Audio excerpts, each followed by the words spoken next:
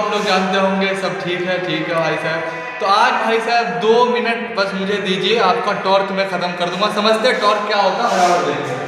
अगर मैं यहाँ पे ये y एक्सिस है, x एक्सिस है, मान लेते हैं ये क्या भाई साहब ओरिजिन है, ठीक है। मान लेते हैं यहाँ से कोई मैं बॉल को फेंकूंगा तो मान लेते हैं 100 मीटर पर सेकंड से इनिशियल इसकी वेलोसिटी क्या है।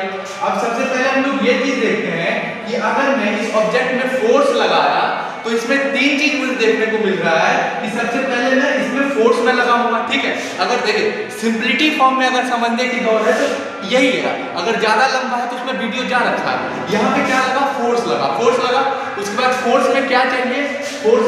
बताओ भाई साहब। फोर्स में चाहिए आर, मतलब कि रेडिएशन, मतलब आप फोर्स कितनी दूरी पे लगा रहे हैं, कितना क्या लगा रहे हैं, वो सबसे ज्यादा जरूरी। उसके बाद यहाँ कुछ एंगल बनते हुए दिखेगा थीटा, तो इसको हम नई क्वांटिटी बना देते हैं, फिजिकल क्वांटिटी बना देते हैं टॉर्क, ठीक है भाई साहब। टॉर्क बना देते हैं। यहाँ से कोई बॉल अगर मैं फेंकूंगा तो ये एक्स एक्सिस पे ही गिरा है, एक्स एक्सिस पे गिरेगा तो इसके एक्सेलरेशन 0 होगा। समझ गए मेरी बात को? अगर ऐसे नहीं समझ आ जाता है तो इसको देखिए। मान लीजिए क्या चेयर है, इसमें मान लीजिए अगर ऐसे मैं फोर्स लगाऊंगा तब तो आगे जाएगा ना। अगर ऐसे फोर्स लगाऊंगा आगे जाएगा नहीं। अच्छा, अगर मैं इसको ऐसे, मतलब कि इसको अगर मैं इस यहाँ पे फोर्स लगाऊंगा, मान लेते हैं इसको यहाँ पे मैं फोर्स लगाया, इसकी रेडियस को भी देख के लगाएंगे। जैसे पीछे से मैं फोर्स लगाऊंगा तो आगे जाएगा।